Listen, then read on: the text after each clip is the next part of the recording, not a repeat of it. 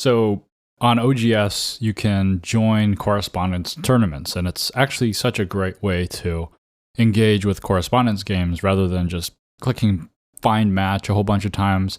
It allows you to play players of a good range of ranks, not too crazy, but just around your level, and so you can kind of play some players who are weaker than you, some who are stronger than you. But a lot of these tournaments, they have rounds, and at the end of each round, you're kind of dwindling with just a couple games left, and then you're waiting for other people to finish their games. But then when the new round starts, it triggers a whole new set of games for you. So you'll log into OGS one day, and you'll see all these games that have started all of a sudden. And that's what happened recently for me. And I've been telling you guys, I haven't really been playing the live games as much, but I have been keeping up with correspondence games, just a few. But as soon as all these games triggered for this tournament that I was in, I immediately just felt like I forgot how to play Go. Like, I haven't been playing the opening. To put it lightly, I just haven't been putting any time into playing openings for Go, and putting all of these openings in my face, these fresh boards, while I was originally playing mid-game or late end-game kind of stuff. It's overwhelming, and I'm just kind of like, I don't even remember what I'm supposed to do here, or which is kind of the wrong mentality too. Like, there's no I guess sometimes there is a supposed to, but a lot of times I just need to recalibrate and retune my judgment in the opening. That's a unique skill to be able to navigate the opening. Is very daunting sometimes, whereas the middle game and end game, they can also have their own issues, but you kind of have more context to try to make a decision, whereas in the opening it feels very open. And these Joseki in the beginning, if you don't know your Joseki, or if someone goes off Joseki and then there's some corner patterns, those patterns can be very chaotic and unexpected. So I'm trying to make sure I keep my games under control here with all these crazy openings happening, but just wanted to share how rusty I felt. You're listening to Start Point, the show about Go for Go fans away from the board. If you read the title to this episode, you might have raised your eyebrows and thought, I wondered what Justin's getting at here. Clearly, Go is already my hobby, and so yes, I understand, and this will be a sort of preaching to the choir type of episode where all of you are Go players. I mean, there are a couple exceptions. I know some of you have written in and said that you're not a Go player, or you play some other game, and that's awesome, but that's the minority. And so why Go should be your next hobby? If I'm talking to all of you as an audience, well, I don't need to say any more, because you have likely made Go your hobby already. But perhaps by discussing the reasons why Go should be your next hobby, and that your could be actually somebody else who doesn't play Go, we can maybe equip ourselves with some reasons to convince the other non-Go players why this is a worthwhile hobby. And maybe there could be somebody stumbling upon this episode who does not play Go, which is very unlikely or rare, uncommon. But if you are, welcome. Please listen in as I try to explain to you what an awesome hobby Go is. And in addition to equipping ourselves in conversation and just thinking about it so we know why we play this game, maybe we can reinforce our own reasons for playing this game and just celebrate it. And it's kind of what the whole point of the podcast is to celebrate the game. So that's what we're talking about today. Why Go should be your next hobby, even if it already is. Well, the first thing that comes to mind for me whenever I think about what I enjoy about this hobby, well, actually, maybe before I get into that, I'll talk a little bit about hobbies in general. I am kind of a serial hobbyist. I'm not super intense about it, but I am very attracted to starting new hobbies. And I definitely give certain hobbies a lot more attention than others. Go is one of them. As you've heard, I like to play the guitar. But I have collected many different hobbies over the years, and I just love the idea of starting new hobbies. I like to venture out, and variety is the spice of life, as they say, and that really rings true for me. I love trying new things, learning new things, and getting into new activities and things like that. And if somebody were to get really into something and said, "Hey, Justin, can you start this hobby with me?" I would probably be on board.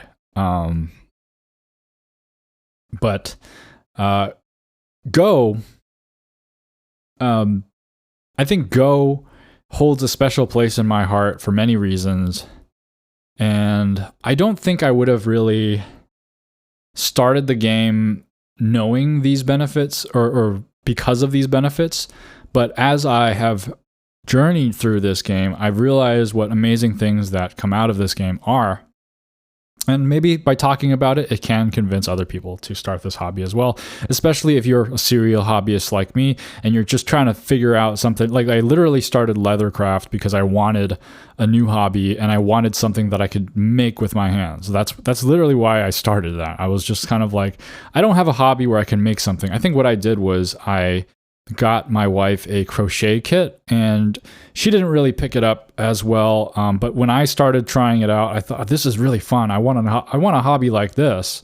And I started researching different hobbies, and I thought, you know what, leathercraft sounds really cool. And I got into that for a while, and it's I still want to add more time into that, but it's been taking a back seat, as hobbies do as time goes on. But the first thing, as I was saying, that comes to mind when I think of what I love about Go as a hobby is how studious it is.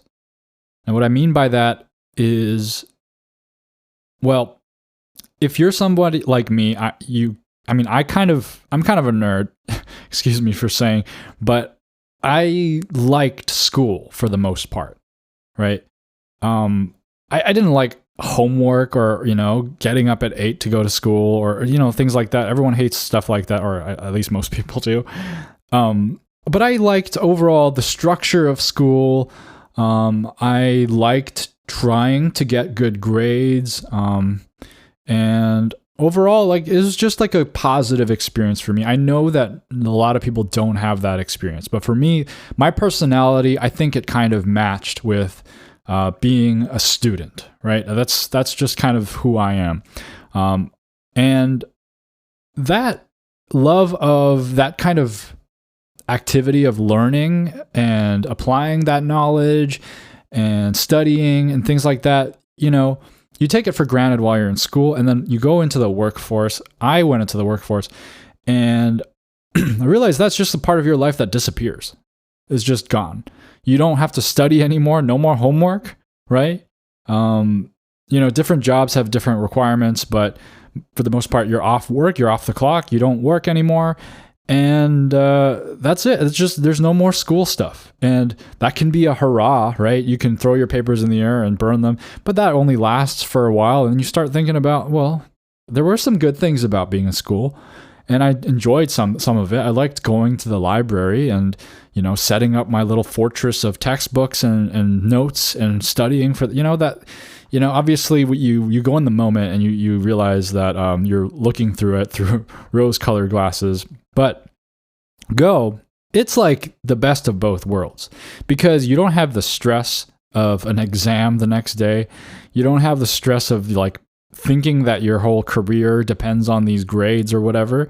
It's just a hobby, but it has all the great things that studying has. You can study in quiet and peace. You can use books and read and learn. Studying pro games, it's so relaxing and meditative. I love it. I love that Go provides you this opportunity to sink time into learning, because, well, if you're like me, you wake up and you go from screen to screen until you go back to bed. You wake up, you check your social media while brushing your teeth if you're like me. And then you go transition into the screen at work, doing multiple tabs of things and multiple windows. And then you occupy yourself from start to finish. And then you go home, you turn on the TV, play some video games, or watch some shows on Netflix or whatever streaming service you use. And then you're back to your phone again. And in between all this, you're always on your phone in some capacity. And then at night, you go back to your phone, and then boom, good night. Start it all over, screen to screen to screen to screen to pillow, right? And I mean, there are healthy ways to manage that, but one of the ways I think is to try to maybe carve out a space in your life where that doesn't happen. And Go provides that opportunity very well. Thing is, there are a lot of hobbies there that are very cozy, like crochet, that you can actually do while doing other things. Like you can watch a show while doing crochet. You can actually do many parts of leathercraft while watching something as well. But Go actually, I've done this. Actually, I've actually tried to do that. I've studied pro games while watching shows, but it really isn't the same, and it really lacks the benefits. If it's fun for you, then go for it, right? Like it was more like I was watching a show, but then I was like, you know what? While I watch this show, it would be fun to like add in like a little pro game replay on my board. But it wasn't like I was trying to study this pro game and then I flipped on the show. So overall, Go demands your attention. But at the same time, it's spacious and studious and quiet. So if you're looking for that quiet oasis, then Go is the one. Go is the hobby that will allow that. A lot of other hobbies, they kind of have a split attention. But Go really demands your silence and your contemplation, and you just sit there, and whatever it is you're doing, if you like doing problems, right, and studying problems, doing that way. You're reading, right, just reading about how to play in the opening and things like that. Or you're replaying a pro game, reviewing one of your own games. All of these activities are so nice and peaceful and quiet. I think it's fantastic in the hobby, and it's perfect for you if you are one of those personalities who finds it appealing to wake up on a Saturday or Sunday morning and start doing crosswords or reading or things like that. If you like that kind of atmosphere, Go. I mean, it offers it in spades. It's great. Another thing that this hobby, that many other hobbies don't have, is its affordability. Pretty much any big hobby that you try to start, they're going to be crazy expensive. Well, a lot of them are affordable if you go about it the right way, but a lot of them are very, very expensive and require a lot of startup stuff. Like leathercraft is an expensive hobby. You need to buy expensive leather tools. I was very fortunate. Somebody very kindly gifted me some of the stuff that they weren't using, and that really helped me get started. But it's really hard. And, even tennis, right? Tennis seems like it's another hobby that I tried to pick up. My wife and I really want to go back to the courts at some point. But tennis, it seems like it's somewhat affordable. You buy, you don't have to buy the best racket or the best balls. I mean, the balls are pretty standard. And you don't have to necessarily buy yourself a self-pitching tennis machine. But it's really hard to get into without a proper teacher. And that can be very, very expensive. So a lot of these hobbies, they have big, big costs. But Go, I mean, you can go for $0. You can literally go outside, spend some time finding some pebbles, draw in the sand, and play Go. If you want to invest some money, you can buy a pencil and a paper and play and draw. If you are kind of rolling in the dough, you can splurge on some graph paper, and that will actually help you engage in the hobby even better than just regular lined or blank paper. And with grid paper, you draw out the board, And my dad said that he used to do this when he was in school. And actually, my arch rival and nemesis Akira Toya also did this in school with his friend, where they would draw out the grid of a Go board and just scribble in the black and white stones. And for a capture, you just erase the stones. Or I'm sure there was different ways of doing it, but that was one way. And so you can really get started for zero to like a few cents to play this amazing game. And if you don't like the idea of paper and pencil, you can play online. Playing online is free. I mean, it's a little more expensive because you need internet, you need a computer or a phone, something to play with. But we usually have these things at our availability. So it's very, very cheap. Of course, you can kind of go crazy, right? You know, pointing to the guitar as a hobby, you can spend on the guitar. Just one acoustic guitar should be enough for you to do it. But most people don't do that. Most people buy a bunch of guitars, or like me, I have some recording equipment, things like that, some amplifiers and pedals, and there's so many things that go into it. And you can do the same thing with Go. You can buy a really nice Kaya board. You can buy shell and slate stones. You can buy a huge wall of instructional Go books. But it really is not necessary, and I think it's more unnecessary than most hobbies. Go really just needs. I think the most expensive part of Go is finding the other player to play with. But that's easily solved by playing online. So it's a very affordable game. You really don't need anything, right? You can spend what you want to spend on Go. And I suggest buying a couple of books, obviously. You know, books are great. And that's part of what's amazing about Go. And unfortunately, books being mostly from the Japanese publishers, translated to English, can get pricey because they're out of print, or they have to ship from Japan or something like that. So unfortunately, in the current state, there are some costs to Go, but largely such an affordable thing to get started in Go. Speaking of getting started in Go, one of the other reasons I think that is a good reason to start Go is the beginner gains. Now, if you are in the fitness community, beginner gains refers to the amount of muscle that you can gain as a beginner, as someone who's never lifted weights before. You go to the gym and you will start rapidly increasing your muscle mass because you just don't have any. And if you just start working out a little bit, you'll just balloon in the first few months. And then you'll start hitting plateaus and it'll kind of slow down. But with Go, it's the same thing. When you first start, you will know nothing about the game and you will play like a toddler, literally. Like the toddler, and you can play a match and people will wonder who will win, right? It's the kind of beginner that people are when they start the game. But the more you spend time on this game, you will achieve understanding levels that are so much higher than the previous week by week. You will just jump. And it's an exciting time that you can never relive as a Go player.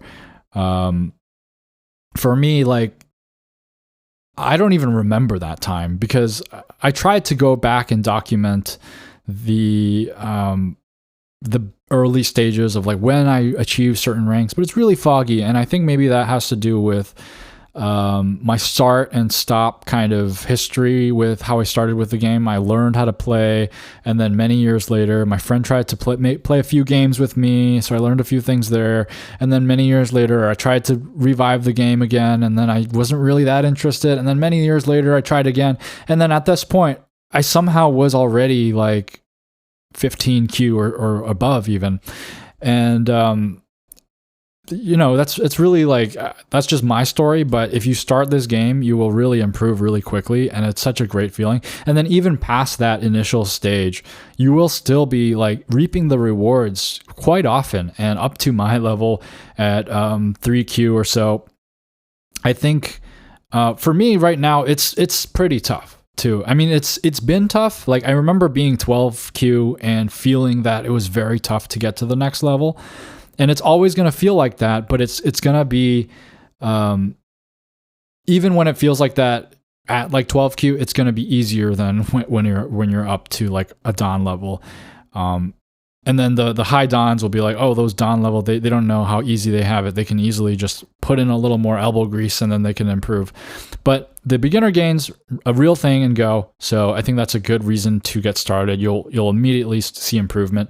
And then following that is how just satisfying and fulfilling it is of a game when you improve. It's a feeling that you really have to experience for yourself, and it's like no other. When you have been struggling at something in Go and you just can't beat certain people, and then all of a sudden you realize that it's super easy to beat those people, it's so satisfying. It's amazing to just kind of realize where you've come. And it's different from other things, other feelings, like when you're training physical abilities. I'll even include something like playing an instrument as a physical ability. You are training muscle memory. In a way, Go also trains a certain type of muscle memory. It's like a mental muscle memory to be able to recognize certain shapes and things like that. But even then, it's a magical feeling to just know that your increase in knowledge has occurred. Rather than like something you've invested in your body, which is a lot of other things, right? Many hobbies require like a fine tuning and training of motor skills, but Go is not, right? Go, you really just have to learn how to pick up the stone. That's not really part of the game, the actual game itself.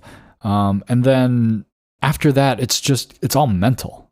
And it's just such an interesting and incredible feeling to go from one level to another and just realize, like, I know more. And it's just, I don't know how, but it's just, I know more and I'm wiser. And I feel like I'm just stronger in my head, in my mind. Like, it's just, I don't know how else to explain it.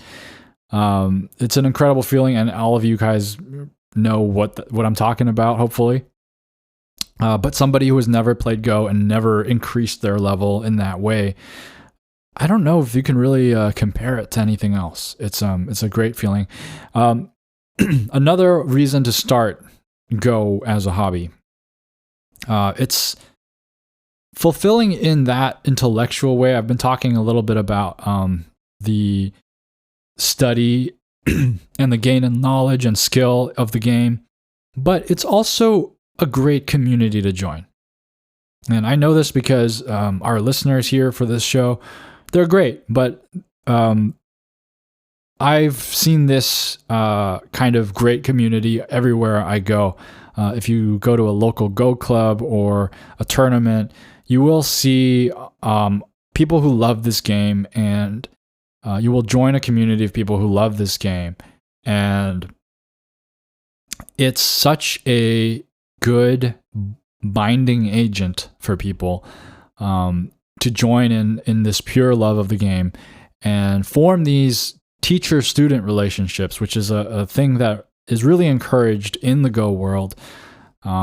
Just by its nature, someone will usually take on a role of a teacher and someone will usually take a role of a student, whether it's a formal thing where one student is actually taking lessons, or if it's just a casual, friendly meet, like in discussion, that just kind of comes out gently. And I think by and large, like what I've seen among Go players is that they just love Go, and especially the people who have spent time with it, they love to share their knowledge of Go. And the people who have not spent as much time with it just love to soak in that knowledge of Go. I remember walking into a Go club for the first time, and the club organizer noticed that, I was just kind of watching, and it was my first time at the club, so he decided to give me a teaching game. And it was just like really, really nice to get that experience of going to a club for the first time and getting that teaching game from a very strong player. And what's more, playing Go, you will start learning this language, the language of Go, not only on the board, but actual words, saying things like hane and joseki and ladder and do this and push and, cut and all that stuff. You start learning that terminology, and immediately when you meet a Go player, you will be able to just talk as if you guys have known each other. I met somebody and played a game with them like right away, and we were just discussing the game, and it just felt like so natural. Like, it's such a strange feeling to just go and meet somebody you've never met before and then talk to them in this high level language of this hobby. It's just such an interesting feeling, and I would love to hear if you guys have had that kind of experience, because with a stranger, what we normally do as human beings, you meet a stranger for the first time, and we have this kind of human protocol of like, hey, depending on your personality or the context, you might ask what they do for a living or where they're going to school, or just little things to like kind of a little binding agents to develop a relationship and let it blossom. And eventually, maybe you guys become the best of friends. But with Go, it's like, oh man, like you're part of my Go family, and we can just talk immediately about this game. It's just, I'm kind of at a loss for words, but hopefully you understand what I'm trying to tell you. You listen to these pieces of terminology, and you'll basically be very, very lost if you don't play Go, and you won't know what they're talking about. And I haven't even mentioned the on the board. Obviously, there's a language spoken on the board as well, where you start a connection right away. Sometimes without even speaking a word. A lot of the tournament games you go to, you will go to your opponent and you will start playing the game. You have not exchanged any words, and you are exchanging a certain kind of communication on the board. It's such a good experience to have, to just be connected to people in such a unique way. Now, I don't like to talk about external reasons. I think I forget which episode it was, but this was a topic at some point. But I believe in doing things for their own sake. So rather than doing X so that Y might occur, do X for X, right? So play Go because you love Go, and Go is the point of it. So I don't really like to say what the benefits of Go are, but there are benefits to Go. And one of those things is the keep up of mental acuity. And there are studies to suggest that this kind of activity like Go can help prevent dementia and Alzheimer's. So, I mean, if you're looking for some reason to play that is external, if that's the kind of person you are, this is a good game to develop your judgment, your mental clarity, and scrupulousness, attention to detail. All these skills are so important in the game. You really have to develop those skills or you won't be able to play the game. And they develop in such a natural manner. So it's a great reason to, I guess it's not a great reason in my opinion. I think my opinion is that it's the great reason to play is that it's a great game, but it's just kind of some special sauce to put on the game to convince you like, hey, this is worthwhile. I don't know. I feel like it doesn't convince me if you're telling me that this game does absolutely nothing for that. Then you know what? I don't care, because the game is a beautiful thing and it's an art form, and I love it. And regardless of the benefits that it provides. And then finally, I think I will close with the fact that this hobby is such a deep hobby that you will be studying it for life. It is truly a lifelong hobby. And wherever you end up, it doesn't matter. It's just journeying through it. I think that is really the best reason to play Go. The amazing things that you will experience in the game and outside of the game. I think it's such a rich hobby. And I think these are all great reasons to play. And if you haven't picked up Go as a hobby, hopefully this kind of convinces you. Now, I didn't really talk much about the caveats or the cons of this hobby. Maybe I'll do a little brief segment here to just touch on them. Don't want to be such a downer about Go, right? But some caveats, right? If we're being honest with ourselves, there are a few things that may be not as ideal for people starting this hobby. It's kind of confusing to start. We say that the rules are very simple, but day after day, we see people posting on Reddit how they're confused about the rules and how to end the game and count and score. It can be a lot to start, even though once you learn the rules, they seem very, very intuitive and simple. If you don't know what you're doing, it might be better to start with an experienced player. But luckily, as one of the positives I noted for this game is the community. And so people are always willing to help out. Tell you how to play and what the rules are and what the different situations are. It's like you can't post on Reddit a question about the game and then expect no answer. That's just not going to happen. We love the game so much that we will jump in and tell you exactly how it is. And in the beginning, I think that the vast open amount of skill, the contrast between yourself and those who play the game can be such a big mountain to climb that it can be very discouraging for certain people. It is a test of perseverance. It's a test of like, do you believe in yourself that enough to be able to get to a point where you can enjoy the game? It is a challenge. So I guess that is another pro. I want to just spin these cons into pros, but it's a challenging game. And so if you like a challenge, this is the hobby for you, right? But it can be discouraging for some people. So I would just say temper your expectations and reach out for help. Give yourself time. Be patient. It's very rewarding. So it's going to be worth it in the end. And then finally, the game, unfortunately, not the most popular game. I think that over the years, I don't necessarily need Go to be more popular, although I would like it to be, and I would like to be able to just pick up a game with somebody who I met, right? But what I really want for Go is for it to be recognized rather than popular, right? I think that I just want people to know about the game and see what the game represents and find out what the game means to so many people. Even if they don't necessarily play or know the full rules. Unfortunately, it's not at that point. And so you're going to have to seek out people and explain yourself if somebody asks you what you do, what you like to do for fun.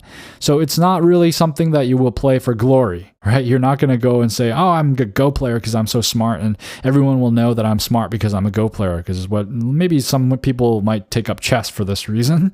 But Go, yeah, if you're playing a Go and you're a Go player, it's because you just love the game, because there really are no external benefits in terms of the social stuff. So, I've spun this not very popular thing into a pro. So you're going to find people who love the game for what it is, and that's really great. But now it's time for the DDK Advice Corner. And the tip of the day is defend before attacking.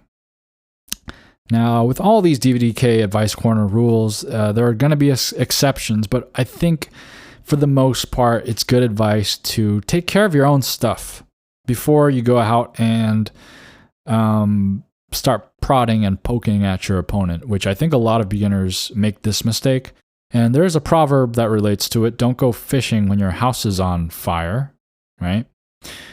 You don't want to complicate the situation. It may sound reasonable, like a good defense is a great offense. And maybe that's an advanced strategy for players who know how much defense they need, and then they can kind of maneuver around their opponents.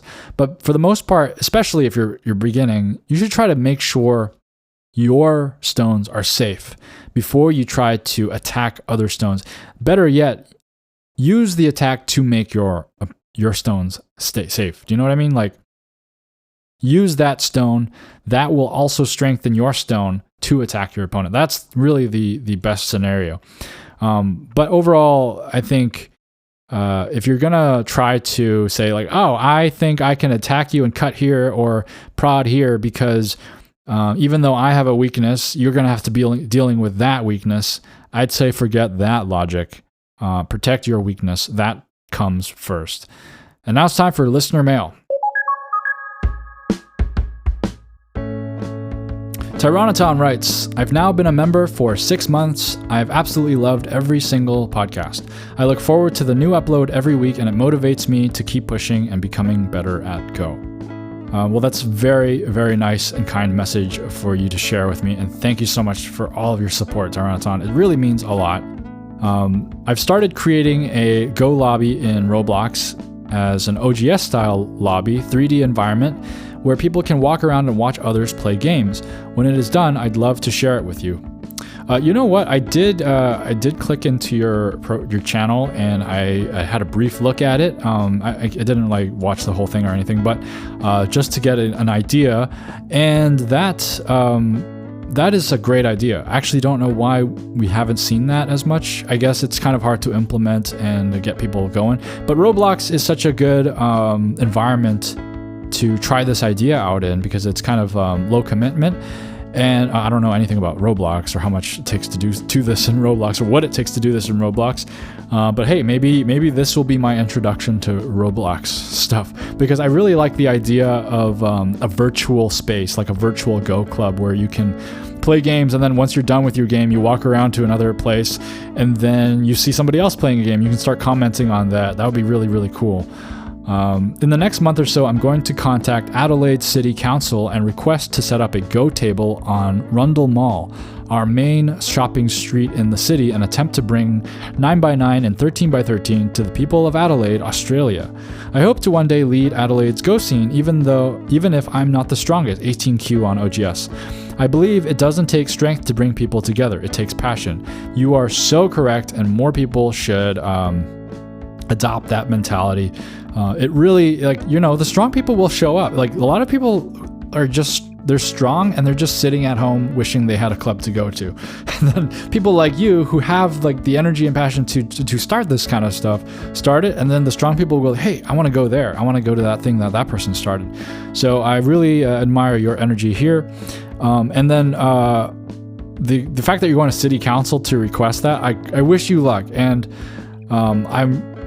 I'm actually really looking forward to hearing an update on how that goes and see if you can actually start tabling with Go, because that's awesome. Your podcast has deeply inspired me over the last 6 to 9 months since I started playing, and for this reason, I've upgraded to Sente. Thank you, Justin. I look forward to hearing all you have to say in your future podcasts. Again, I can't thank you enough for the support, Taranton. If you guys are wondering what he means by upgrading to Sente, that's just the YouTube support. I don't really talk about the YouTube support thing. I say Ko-fi, right? Ko-fi.com. But Tyrannoton is supporting through YouTube, and there's Gote and Sente levels. That's just the levels that I have. But anyway, again, thank you so much for your support. I mean, I really appreciate it, and your kind words more than anything. This kind of comment it's what keeps me going as a podcaster. So mutual support here. So I really appreciate it. Thank you so much again, Tyrannoton. Rat's Tail 91 says, how the heck does YouTube keep sending me these cool but small time videos? Hey, who are you calling small time? Rat's Tail? You're literally... I'm just kidding. Thank you for finding this video cool. Although it's not really a video, it's a podcast. And yes, I am small time. I am small time, and even though some of you may not think so, this is a small time channel. Let's keep it that way, right? Because Go is a small time game, right? I don't know. Anyway, thank you for writing, Rat's Tail. Sadaharu writes, usually I don't like to say whether things are good or bad because it's very subjective. I think there's no such thing as good or bad. There's only whether you like it or not. Ooh, that's a philosophical thing I would debate if this podcast was about something else. But I'll leave it at that. But if I were to pick something good and bad about Go, it would probably be good. It can be enjoyed by players of all levels, and there are always new things to learn. Bad. High barrier to entry, which many say is limiting its popularity. Yeah, I mean, I agree, for sure. I think that the bad I definitely called out very specifically in this episode, which unfortunately, that's just the nature of the game. And also, I think what contributes to the kind of community that it has, people who love this game and are committed to the game, right? And it's just, there's like a little bit of a pro and con there too, right? So I can see where you're coming from here. But the good being enjoyed by players of all levels, you try to convince, what I'm trying to do is try to convince the lower level players that you are at an enjoyable level currently, that you should enjoy the level you're at. Because I think a lot of people want to get better and say, oh, I can't enjoy the game until I get to X rank, right? Which is really not true. You have a different kind of enjoyment at every level, and I keep saying this on the podcast, because there are levels that I was at that I kind of miss. Not that I would trade away my skill to re-experience it, but there are some games in those like double-digit Q ranks that are really crazy that you just can't play at a higher level, and just try to enjoy those games, because you'll basically pass them by and you won't be able to play like that anymore. But yeah, I agree, definitely enjoyable by players of all levels, and always new things to learn. Thanks for writing in, Sadaharu. And then Watts Piquatsa writes, first listen, first minutes, greetings, and then continues to write, some parts very good, some disagreements. A nice little bow on this one. I like your sophistication with the meta rules, but your final point of the greatest game is the one that pulls as many elements together as possible, sufficient they meet the not a bad game rules you listed at the start. Okay, there's an easy follow-up. What are the things that must be drawn together? There is yet more to dig. I definitely realized that actually after I recorded the show, I was kind of like, you know what, I spent more time talking about what makes a bad game than a good game, and then I just kind of did this like, final thing about the synergy, right? But yes, you're right, and you could dig into like what exactly you're trying to synergize. I don't know if I can really say right now.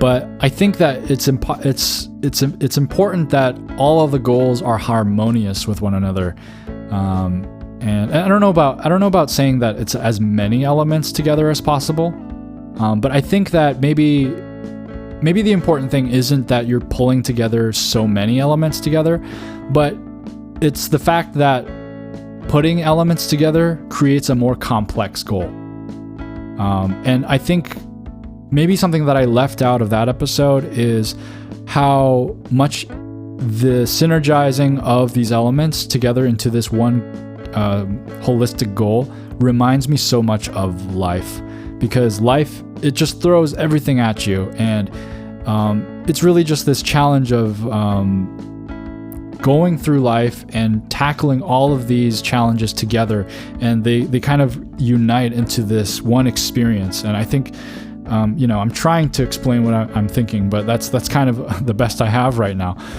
But yeah, thanks for your comment. I don't know how to say your name. Sorry.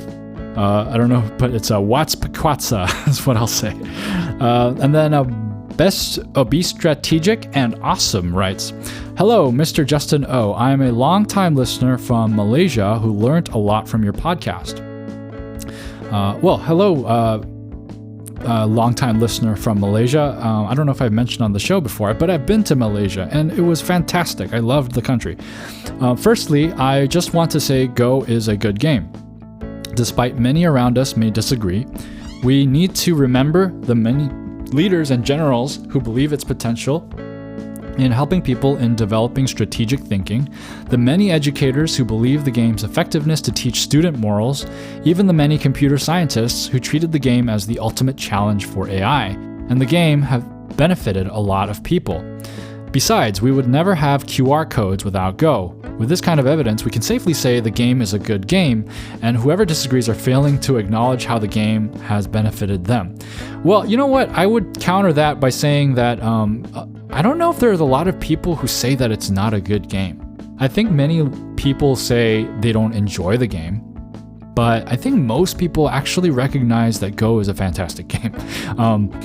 Secondly, I want to appraise the way you have listed the factors for a well-designed and likable games.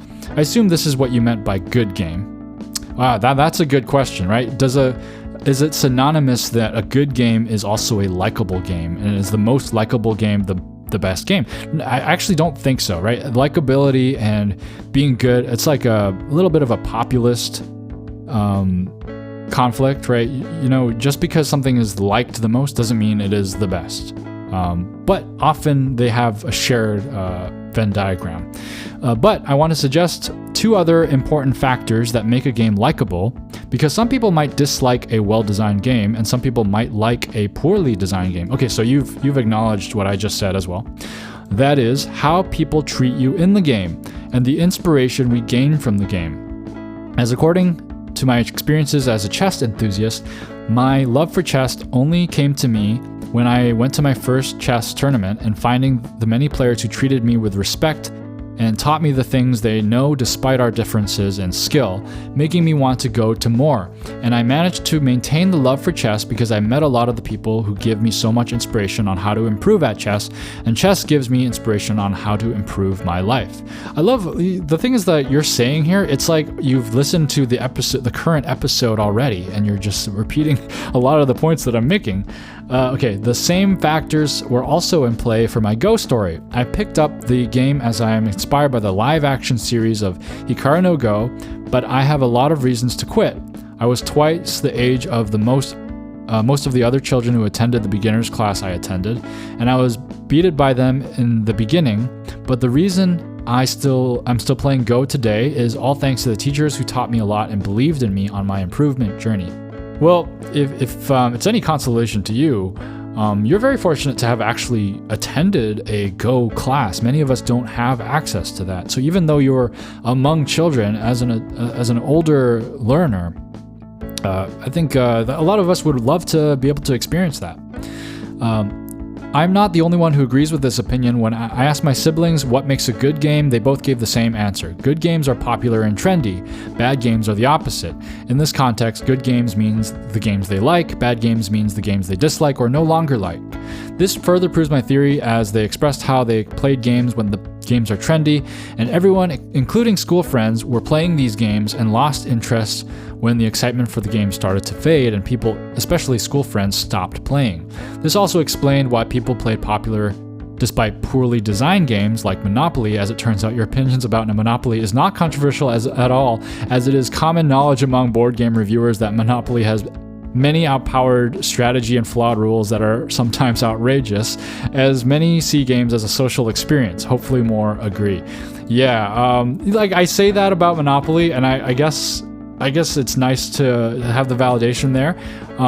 But if you go to like just a random person who can't name games besides Monopoly, Candyland, and Life and Risk and those games, and they don't even know what Settlers of Catan is, and that even at this point, that game is a super, super mainstream game. If you go to those people and tell them that Monopoly is a bad game, they will be very confused. So that's why I give that caveat. But yeah, it's a common opinion that Monopoly has flaws. Lastly, I want to express my opinions about the use of the word rival, as I preferred the phrase significant opponent, as many of our rivals are our friends, or to some our inspiration, and our victory over them will be marked as significant events in our Go careers. In my case, my rivals are the teachers and players from my local Go association who taught me a lot about Go, who acted as inspiration.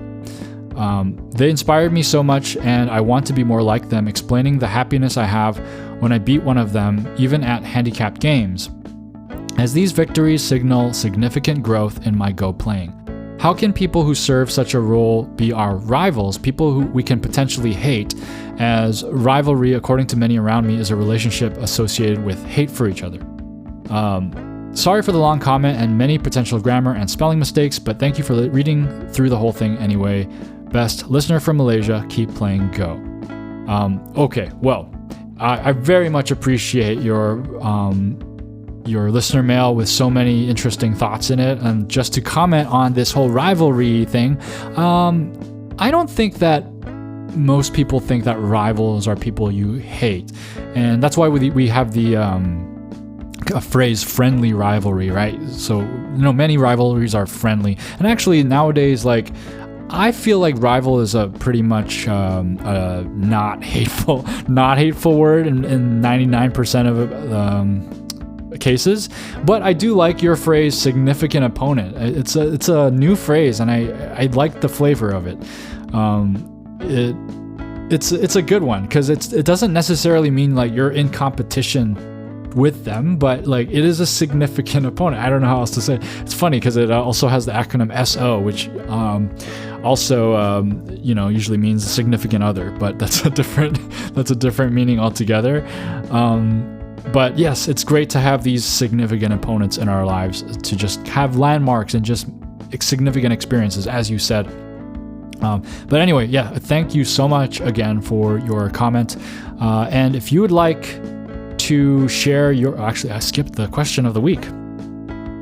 What do you like about Go as a hobby? If you guys are all Go hobbyists, I assume, most of you. What do you like about Go as a hobby? That's what I want to know. So if you want to share your thoughts about that, or if you want to share about anything related to Go at all, or have a question you want to ask me, leave a comment wherever you found the episode, or email me directly at startpointbaduk@gmail.com. That's startpointbaduk@gmail.com. If you're a YouTube listener, and if you haven't subscribed already, I'd appreciate a subscribe, or a little tiny like will do. If you're a podcast listener, reviews and ratings also help. A very, very special thank you to James B., Brandon S., Tristan, Jeff H., and Taranatan, new Sente member, for supporting Starpoint. If you want to support the show in any capacity, go to kofi.com/starpointbaduk. That's KO-FI, or check out the Starpoint store at store.starpointbaduk.com. And come on over to the Discord. The water is warm. You can find the link in the description. Now, Hikaru no Go is it's actually just a translation of Hikaru's Go. That's what Hikaru no Go means in Japanese. It's interesting that they didn't translate the title of the show when they translated it into English. If you pick up a manga or watch the anime in English, it'll just say Hikaru no Go, right? It won't say Hikaru's Go. It's a very interesting choice. But then it's like the title kind of makes it sound like there's no Go, right? Like in the show. There's an anime actually called Hikaru Yes Go, but it doesn't feature any Go at all. It's crazy. Anyway, thanks for listening. Keep playing Go.